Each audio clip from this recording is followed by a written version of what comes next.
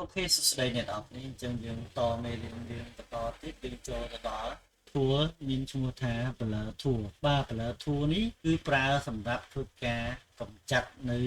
ស្នាមប្រឡាក់ឬក៏គ្រើមធ្វើឲ្យវាមានភាព smooth បំបត្តិនៅណយបាទដែលមានក្របចុចអុចទូចហ្នឹងហើយរបៀបប្រើវា option ខាងលើក៏ដូចគ្នាទៅជាមួយនឹងអឺ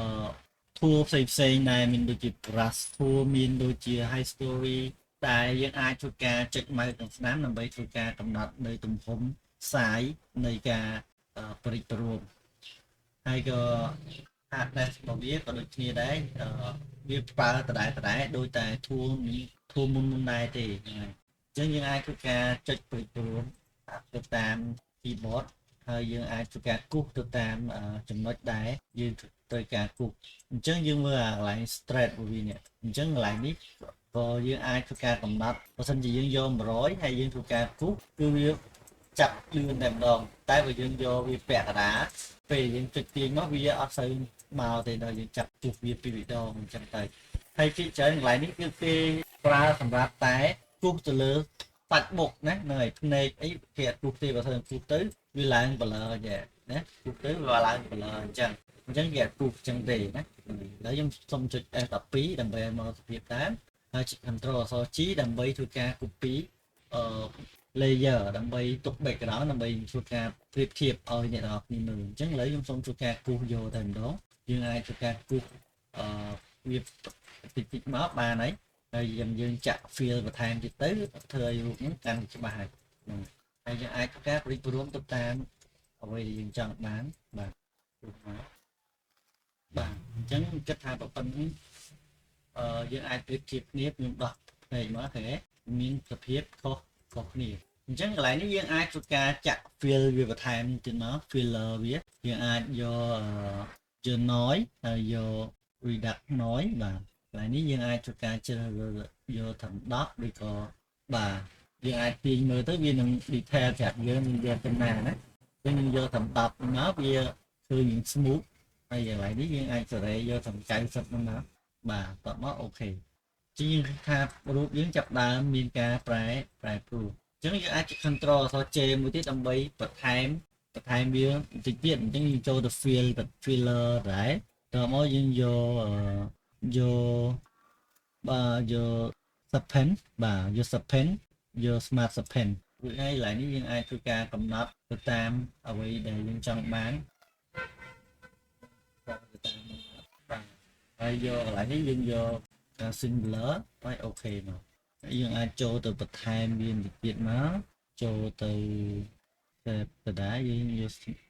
បាទយើងយក unset mask អូខេមកយក5ហើយ10អញ្ចឹងយើងធ្វើការបិទភ្នែកមើលបាទអញ្ចឹងកន្លែងនេះយើងអាចធ្វើការ control អក្សរ G មកដើម្បីយកវាហើយបង្កើត mask មួយហើយយើងចូលទៅ brush tool ហើយចូលកន្លែងនេះ background យើងយកពណ៌ខ្មៅហ្នឹងហើយយើងអាចកំណត់ hardness គឺយើងយកប៉ុណ្នេះខ្សែហើយអាចធ្វើការគូសមកកន្លែងនេះភ្នែកយើង opacity យើងអាចយកទៅតាមជាក់ស្ដែងមក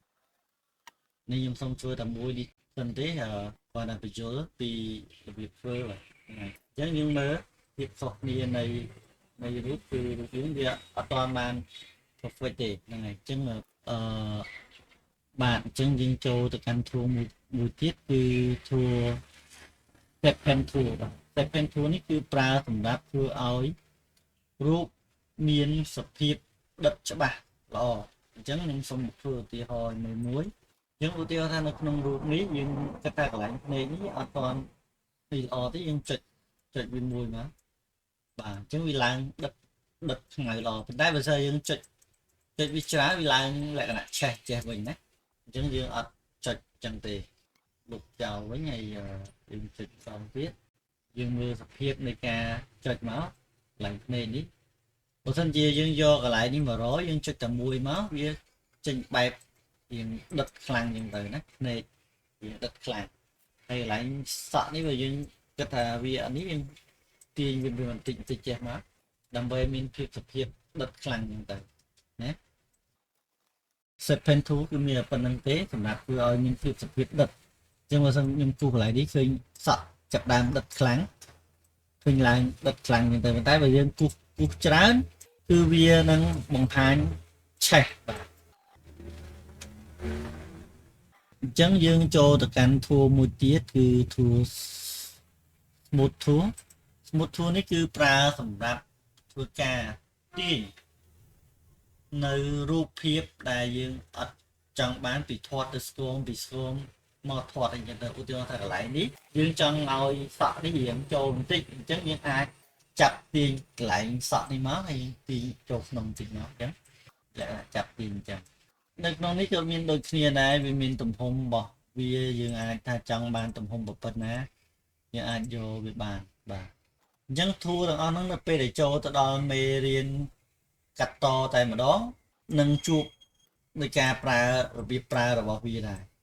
បាទអញ្ចឹងការបង្ហាញធូររបស់ខ្ញុំមានតែប៉ុណ្្នឹងទេអរគុណច្រើនជួបជាមួយខ្ញុំនៅវីដេអូក្រោយ